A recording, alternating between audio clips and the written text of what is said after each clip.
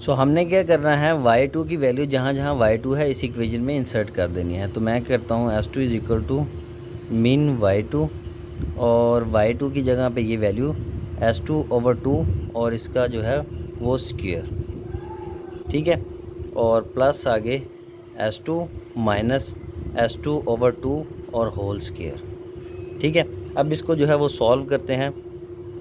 तो इसको सॉल्व करेंगे तो s2 स्क्वायर ओवर 4 प्लस जो है ये क्या आ जाएगा, इनका एलसीएम ले लेंगे 2 आ जाएगा, और ये 2s2 हो जाएगा माइनस s2 वैसे का वैसे ही आ जाएगा, और ये होल स्क्वायर वैसे का वैसे ही, ठीक है। s2 का स्क्वायर ओवर 4 प्लस ये क्या हो जाएगा, ये हो जाएगा 2s2 माइनस s2 क्या हो जाएगा, अकेला s2 बचेगा ओवर 2 और इसका स्क्वायर, ठीक है। और ये मेरे पास हो जाएगा s2 का स्क्वायर ओवर 4 प्लस s2 का स्क्वायर ओवर ये 4, दोनों का स्क्वायर ले लिया, ठीक है। ये क्या है 4, ठीक है। और ये क्या आ जाएगा s2 का स्क्वायर प्लस s2 का square is equal to 2s2 का स्क्वायर ओवर 4, तो 1 2 4, तो मेरे पास क्या आ जाती है f2 s2 की वैल्यू मेरे पास क्या आ जाती है s2 का स्क्वायर ओवर 2, ठीक है। ये मेरे पास क्या आ गई है f2 s2 की वैल्यू आ गई है, सही है।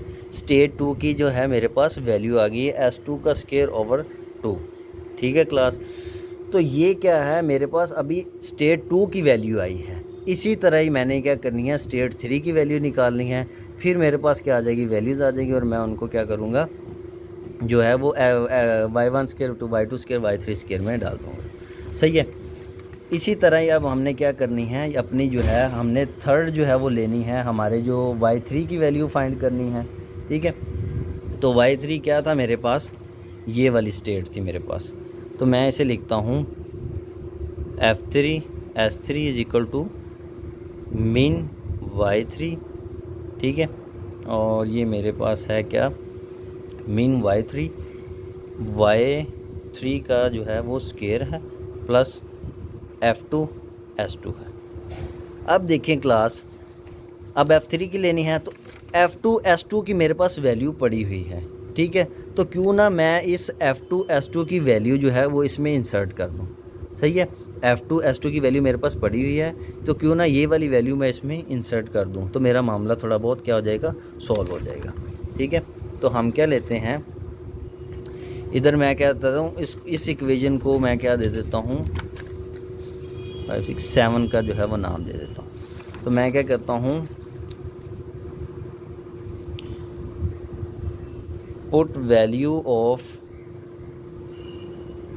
f2 s2 to equation 7। Equation 7 से मैंने क्या किया है, वैल्यू ले लिया। तो अब वो मैं इंसर्ट करता हूँ, मैं क्या करता हूँ मीन y3, और मेरे पास आ गया y3 square plus f2 s2 की वैल्यू मेरे पास क्या थी, s2 का स्क्वायर ओवर 2, सही है। और ये मैं क्या करता हूँ, बंद कर देता हूँ। अब देखिए क्लास, s2 की वैल्यू मेरे पास हो तो मैं क्या कर सकता हूँ, इजीली इसको जो है वो सॉल्व कर सकता हूँ। सो s2 की मेरे पास वैल्यू है, s2 की वैल्यू मेरे पास कहाँ पे है वो मैं ढूंढता हूँ। s2 इज इक्वल टू है, कहाँ गई, ये देखिए s2 इज इक्वल टू क्या है, s3 माइनस y3, ठीक है। s2 इज इक्वल टू क्या है, s3 माइनस y3 इक्वेशन 2 से। तो मैं क्या करता हूँ अपनी आसानी के लिए, मैं क्या करता हूँ s2 की वैल्यू जो है वो इक्वेशन 2 से गेट करने से, ठीक है। इंग्लिश में आप लोग खुद ही लिख लीजिएगा। तो मैं इधर क्या करता हूँ, वो वाली वैल्यू इंसर्ट कर देता हूँ, मीन y3 का square plus s3 minus y3 बटे में 2, ठीक है। और इसका जो है वो स्क्वायर, सही है, ऊपर वाली का स्क्वायर। अब ये वैल्यू क्यों इंसर्ट की है, क्योंकि हमें एस टर्म में वैल्यू चाहिए। एस टर्म में वैल्यू आएगी तो हमारे पास स्टेट्स की वैल्यू जो है वो निकल आएंगी, जैसे मैंने पीछे जो है F2 S2 की वैल्यू निकाली है, ठीक है। तो हमें जो है वो वैल्यू चाहिए एस टर्म में, इसलिए हम ये जो है ये पंगे कर रहे हैं, बार बार पीछे वाली वैल्यू इंसर्ट कर रहे हैं। अब मेरे पास ये क्या आ गई है, वैल्यू आ गई है। अब मैंने क्या करना है, वैल्यू सीधी कर ली है, सेम पीछे वाले स्टेप की तरह जैसे हमने स्टेप 2 किया था। अब इसमें क्या करना है, इसका भी जो है वो पार्शियल डिफरेंशिएशन लेना है। तो इसका जो है वो पार्शियल डिफरेंशिएशन लेना है, ठीक है, जो कि आप FSC से करते आ रहे हैं। सो ये क्या हो जाएगा, delta F3 S3 over delta Y3 is equal to हो जाएगा 2y3, जो स्केयर है वो जो है वो स्टार्ट में आ जाता है, प्लस ये वाला स्केयर भी स्टार्ट में आ जाएगा 2 इंटू जो रह जाएगा 1/2 S3 माइनस Y3, और Y3 का क्या आ जाएगा -1, ठीक है। अब इसको सॉल्व करते जाएं, ये 0 हो जाएगा, और इसको क्या करेंगे 2y3 प्लस 2 से जो है वो कैंसिल हो जाएगा। तो हमारे पास क्या बच जाएगा, अंदर हमारे पास बच जाएगा y3 माइनस S3, डायरेक्ट ही मैंने कर दिया, ठीक है। इसको माइनस को भी मल्टीप्लाई कर दिया और बाहर भी ले आए। तो मेरे पास क्या आ जाएगा 2y3 3y3 माइनस S3, तो ये आ जाएगा -y3 is equal to -S3, minus minus से गया तो y3 इज इक्वल टू मेरे पास आ जाएगा S3, और ये 3 जो है डिवाइड हो रहा था इधर मल्टीप्लाई हो रहा था, इधर आके डिवाइड हो गया। तो मेरे पास क्या आ गई है, मेरे पास S3 की जो वैल्यू अब मेरे पास आ गई है, सही है। अब इस वैल्यू को मैं क्या करता हूँ, S3 की वैल्यू को अपनी इस इक्वेशन में क्या करता हूँ, इंसर्ट कर देता हूँ, सही है। तो मैं क्या करूँगा, मिन y3 जो है S3 ओवर 3, ठीक है, y3 की वैल्यू इंसर्ट कर रहा हूँ ना इसमें, तो y3 ओवर 3 ये मेरे पास आ जाएगी, और इसका आ जाएगा स्क्वायर, जो स्क्वायर ये वाला है, सही है, plus 1/2 S3 minus S3 over 3 का स्क्वायर, सही है। तो इस जो है इक्वेशन में मैंने क्या कर दी है, वैल्यू इंसर्ट कर दी है y3, जहाँ जहाँ y3 आया वहाँ मैंने उसकी वैल्यू इंसर्ट कर दी है। देखिए y3 की वैल्यू क्या थी, S3 ओवर 3, तो y3 की जगह S3 ओवर 3, स्क्वायर वैसे का वैसे ही, S3 वैसे का वैसे ही, माइनस y3 की वैल्यू S3 ओवर 3, और ये वाला 1/2 मैं उठा के बाहर ले आया हूँ 1/2, सही है, और इसका स्क्वायर लग गया, सही है।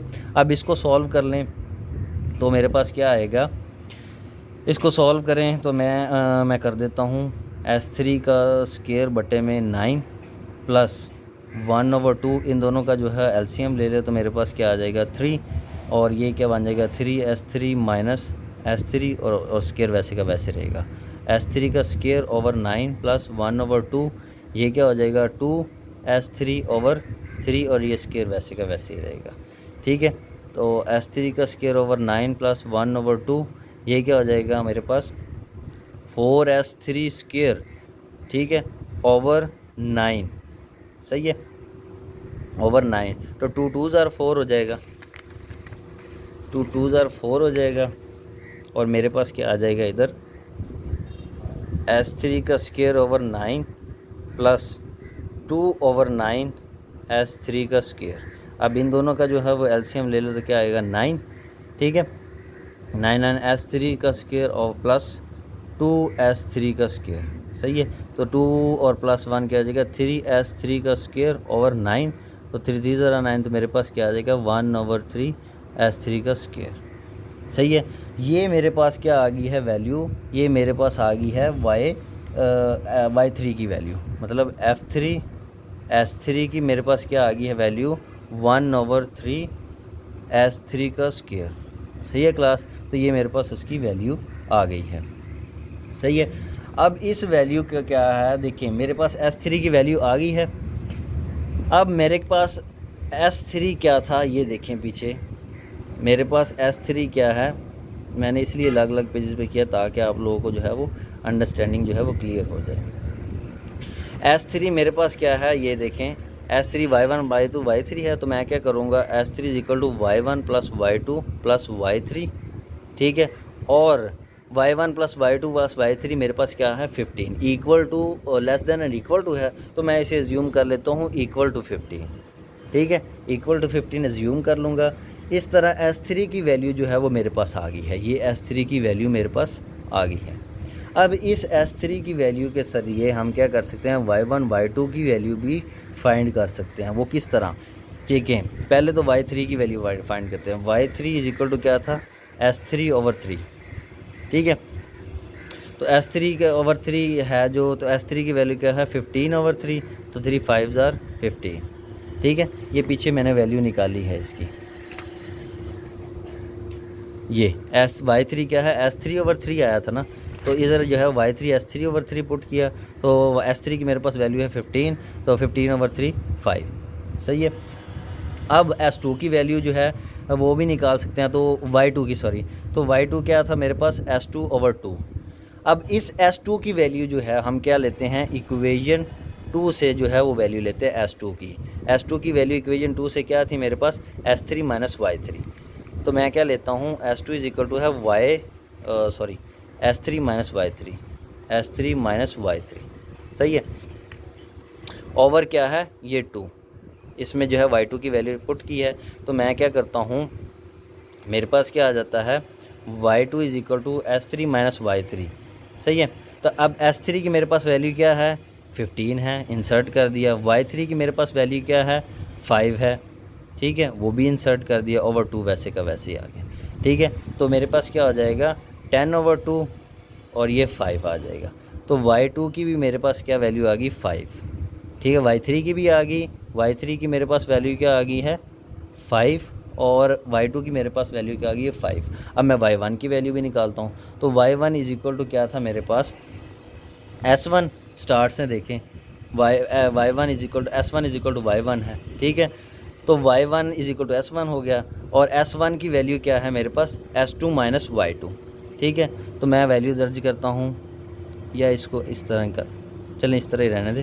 तो मैं वैल्यू दर्ज करता हूँ y2 minus S2 minus y2, S2 की मेरे पास वैल्यू है 10, माइनस y2 की वैल्यू है 5, तो y1 इज इक्वल टू क्या आ जाएगा मेरे पास 5, सही है। अब मेरे पास देखिए तीनों वैल्यू आ गई हैं y1 y2 y3, ठीक है, y3 y2 और y1। तो अब मैं क्या करता हूँ, अब इन वैल्यू को, जो हमारी एक्चुअल प्रॉब्लम थी z वाली, ये वाली z वाली, उसमें क्या करता हूँ इंसर्ट कर देता हूँ। तो z इज़ इक्वल टू क्या है, मीन मेरे पास y1 का स्क्वायर प्लस y2 का स्क्वायर प्लस y3 का स्क्वायर, सही है। अब y1 का वैल्यू क्या है, ये मेरे पास y1 की 5 आई है उसका स्क्वायर, प्लस y2 की वैल्यू क्या है, ये 5 है उसका स्क्वायर, प्लस y3 की वैल्यू क्या है 5 उसका स्क्वायर। तो मेरे पास क्या आ जाएगा, ये आ जाएगा 25 plus 25 plus 25 is equal to 75। तो ये मेरी z की जो है वो ऑप्टिमल वैल्यू आ गई है, ठीक है क्लास। कोई मुश्किल नहीं है, बहुत आसान है, स्टेप बाय स्टेप आपने चलते जाना है, और स्टेप बाय स्टेप क्या है वैल्यू निकालते जाना है। 2-3 मिनट की वीडियो रह गई है, मैं उसमें क्या कर देता हूँ, सारा रिपीट कर देता हूँ। पहले ये वाली वीडियो पोस्ट करूँगा ताकि आप लोगों को समझ आ जाए, देन वो जो है वो जो मैंने कल वीडियो बनाई थी वो इंसर्ट करूँगा, तो इससे आपको कॉन्सेप्ट ज़्यादा क्लियर हो जाएगा। तो वो ज़रा जो है वो मैथमेटिकल प्रूव है पूरा का पूरा कि किस किस तरह वैल्यू जो है हम लेते हैं। सो हमने सबसे पहले हमें जो क्या है वैल्यू गिवन होगी, ठीक है, वैल्यू गिवन होगी इतना तक, सही है। हमने सबसे पहले स्टेट्स फाइंड करनी है। स्टेट्स क्या होती हैं, स्टेट्स उतनी ही होती हैं जितना कि हमारे क्या होती है कंस्ट्रेन होती है। जितनी कंस्ट्रेन होंगी उतनी ही हमारी स्टेट्स होंगी। तो हमारी कंस्ट्रेन कितनी है 3, तो हमारी स्टेट कितनी है जितने हमारे जो है वो डिसीजन वेरिएबल होंगे उतने ही स्टेट वेरिएबल होंगे। तो डिसीजन वेरिएबल कितने हैं 3, तो हमारी स्टेट्स कितनी होंगी 3, ठीक है, फाइंड हो गया। अब क्या करनी है, स्टेट्स की वैल्यू फाइंड करनी है। तो सबसे बड़ी जो स्टेट होगी उसकी वैल्यू क्या होगी, कंस्ट्रेन के लेफ़्ट साइड वाले सारे के सारे एलिमेंट जो होंगे वो उसकी वैल्यू होगी। तो y1 plus y2 plus y3, ठीक है। S3 की वैल्यू आ गई। अब S3 की वैल्यू से हम S2 और S1 की वैल्यू फाइंड कर सकते हैं। तो n-1 वाला फार्मूला लगाना है कि ऊपर वाली स्टेट से एक एक माइनस करते जाना है, सही है। तो वो क्या किया हमने, एक एक माइनस किया, इसमें से एक माइनस किया तो S1 Y1 प्लस Y2 आ गया, इसमें से एक बड़ी वैल्यू माइनस की तो Y1 आ गया।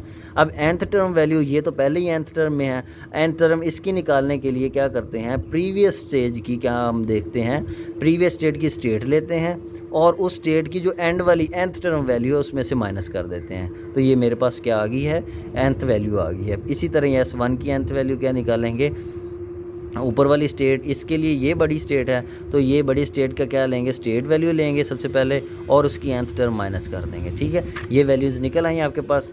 इसके बाद हमने स्टेप 2 क्या करना है, हमने जो है वो फंक्शनल इक्वेशन निकालनी है। तो फंक्शनल इक्वेशन किससे निकालेंगे, सेल्समैन के फार्मूला से, ठीक है।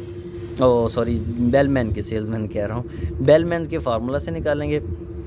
सो बेलमैन का फार्मूला ये है। बेलमैन के फार्मूले में क्या, स्टेट सबसे पहले S3 की निकालेंगे। तो S3 की वैल्यू निकाली है हमने, S3 की वैल्यू क्या निकली है, Y3 का स्क्वायर प्लस F2 S2, सही है। ये मैंने वो तरीका करके दिखाया आपको। इसी तरह ही मैंने जो है F2 S2 की वैल्यू निकाल ली है, Y2 स्क्वायर आ जाएगा प्लस F1 S1 आ जाएगा, मतलब इससे एक कम आएगी n-1, ठीक है। अब इससे एक कम जो है वो ये वाली वैल्यू आ जाएगी F1 S1 की वैल्यू, मतलब तीनों स्टेट की जो है हमारे पास फंक्शनल इक्वेशन आ गई। तीनों स्टेट की फंक्शनल इक्वेशन निकालने के बाद हमने अगला स्टेप जो है वो पार्शियल डिफरेंशिएशन लेना होता है। पर उससे पहले क्या हम करते हैं, थोड़ी सी जो है वो तरतीब लगा लेते हैं इक्वेशन की। तो देखिए मेरे पास क्या है, F1 S1 क्या है, Y1 स्क्वायर। तो इधर जो है इक्वेशन 2 में हमारे पास क्या पड़ा हुआ है, F1 S1 पड़ा है। तो इक्वेशन 2 से हम स्टार्ट करते हैं। इसका सबसे पहले पार्शियल डिफरेंशिएशन लेना है। तो हम जो पहले इसकी थोड़ी सी सीक्वेंस लगा लेते हैं। ये Y1 स्क्वायर की वैल्यू मैंने इधर इंसर्ट कर दी, F1 S1 की वैल्यू इधर इंसर्ट कर दी, Y1 स्क्वायर, ठीक है। तो ये क्या हो जाएगी मेरे पास, Y2 square plus Y1 square, ये ऐसी हो जाएगी इक्वेशन। नेक्स्ट मैंने क्या करना है, इसका मैंने पार्शियल डिफरेंशिएशन जो है वो फाइंड करना है। तो पार्शियल डिफरेंशिएशन फाइंड करने के लिए क्या करेंगे, F2 S2 की वैल्यू जो है वो मैंने, सॉरी ये पेज और निकला है, ये Y1 की मेरे पास वैल्यू पड़ी हुई है, ये S2 माइनस Y2, ठीक है। तो ये वैल्यू मैंने क्या कर दी है, इसमें इंसर्ट कर दी है, सही है। तो ये वैल्यू मैंने इसमें इंसर्ट कर दी है। उसके बाद मैंने क्या किया, अब मैंने जो है वो ये मेरे पास एक कंप्लीट जो है वो एक S टर्म में जो है वो फार्मूला आ गया है, इक्वेशन आ गई है। इससे मैं क्या करता हूँ, पार्शियल डिफरेंशिएशन लेता हूँ ताकि मेरे पास Y2 की वैल्यू आ जाए, ठीक है। तो पार्शियल डिफरेंशिएशन लिया है, वो जो आपको लेना आता है, पार्शियल डिफरेंशिएशन लेके हल करके उसको हमारे पास आंसर क्या है, Y2 = S2/2, गॉट इट। इसी तरह ही हमने क्या करना है, अब जो Y2 की वैल्यू है वो हम इसमें इंसर्ट करेंगे S टर्म निकालने के लिए, ठीक है। S टर्म निकालने के लिए देखिए S नज़र आ रहा है हर जगह पे। S टर्म निकालने के लिए क्या करते हैं, ये Y2 की वैल्यू इसमें इंसर्ट कर देते हैं। तो जहाँ जहाँ Y2 है वहाँ मैंने ये Y2 की वैल्यू इंसर्ट कर दी, हल किया। हल करने के बाद मेरे पास ये जो है F2 S2 की वैल्यू जो है मेरे पास आ गई है, स्टेट 2 की वैल्यू मेरे पास आ गई है। इसको इक्वेशन 7 का नाम दे लिया। अब क्या करना है, इसी तरह ही हमने जो है वो 3 की जो वैल्यू फाइंड करनी है। तो 3 की वैल्यू फाइंड करने के लिए स्टेट 3 आ गई है, स्टेट 3 की सारी वो पीछे वाली इक्वेशन लिखनी है। F2 S2 की वैल्यू अभी हमने निकाली है, वो इंसर्ट कर देनी है, ठीक है। इंसर्ट करने के बाद मैं देखता हूँ मेरे पास S2 की वैल्यू भी है शॉर्ट, ठीक है। तो S2 की वैल्यू जो मेरे पास ये पड़ी हुई है, S2 की वैल्यू S3 माइनस Y3। तो मैंने इक्वेशन 2 से वो इधर पुट कर दी है। पुट करने के बाद इसको जो है वो ये क्या बन गई, एक हमारे पास एक कंप्लीट जो है वो इक्वेशन बन गई है। अब इसका पार्शियल डिफरेंशिएशन लेना है। पार्शियल डिफरेंशिएशन लेने के बाद हल करना है। तो Y3 की मेरे पास S3 और बटे में Y3 आ जाएगी।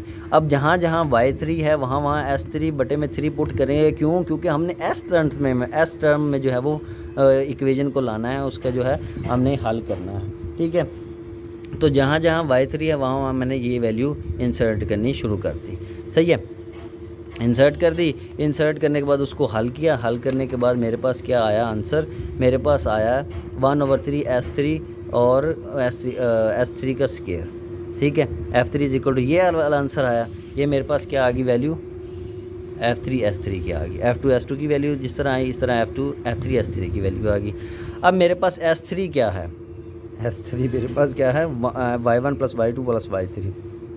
और ये देखें Y1 + Y2 + Y3। अब मैं इस Y1 + Y2 + Y3 की जगह ये 15 रख दूंगा, अज्यूम कर लूँगा ये > मैं अज्यूम कर लूँगा equal to.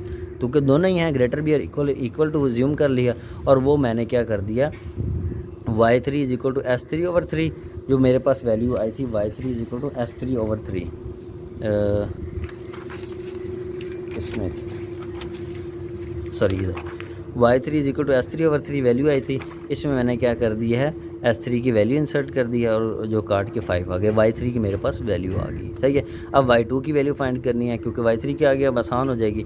y2 is equal to होता है S2/2, हमने पीछे निकाला है, तो S2 की वैल्यू इक्वेशन 2 से मैं लेता हूँ, क्योंकि मेरे पास वैल्यू क्या है, S3 की है, y3 की हैं, तो S2 में दोनों ही चीज़ें आती हैं, S3 भी आता है, y3 भी आता है, तो मैंने वो इंसर्ट की, इंसर्ट करने के बाद S3 और y3 की वैल्यू पुट करने के बाद मेरे पास y2 की वैल्यू आ गई। इसी तरह मैंने y1 की वैल्यू निकाली, y1 is equal to S1 की वैल्यू जो पीछे इक्वेशन 1 में से हमने ली है, तो वो क्या है, S2 माइनस y2, ठीक है। और S2 क्यों ली है, क्योंकि मेरे पास S2 और y2 की वैल्यू पड़ी हुई है, तो इसलिए मैं क्या करता हूँ, अपनी आसानी के लिए S2 और y2 माइनस ले लेता हूँ, क्योंकि इक्वल टू है पीछे इक्वेशन 1 में, तो S2 माइनस y2 की वैल्यू इंसर्ट की, y1 की वैल्यू आ गई। अब तीनों वैल्यू मैंने क्या कर दी, अपने जो है जो जिस चीज़ का मैंने मिनिमम ऑप्टिमाइजेशन निकालनी थी उसमें इंसर्ट कर दी, तो ये मेरे पास क्या आ गई है, वैल्यू आ गई।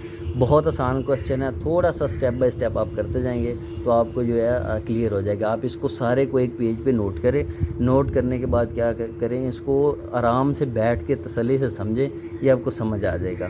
टाइम शॉर्ट है, क्लासेस आपकी ख़त्म होने वाली हैं, इसलिए एक एक एग्जांपल करवाऊंगा ताकि जो है आपको ये करना आ जाए। अगर बहुत बड़ी भी एग्जांपल आई तो इसी तरह की आएगी, ये सबसे बड़ी फॉर्म है, तो सबसे छोटी फॉर्म, सबसे छोटी इक्वेशन देना शुरू कर देगा, तो वो आसान से आसान ही होगी, इससे मुश्किल क्वेश्चन नहीं आएगा जितना मैंने करवा दिया आपको। तो अगर आप इसी को समझ लें तो दुनिया का कोई भी क्वेश्चन आपको आ जाए, आप क्या करेंगे, इसको सॉल्व कर सकेंगे। सो क्लास डायनामिक प्रोग्रामिंग की हम यहाँ पे जो है वो एंड हो गया हमारा।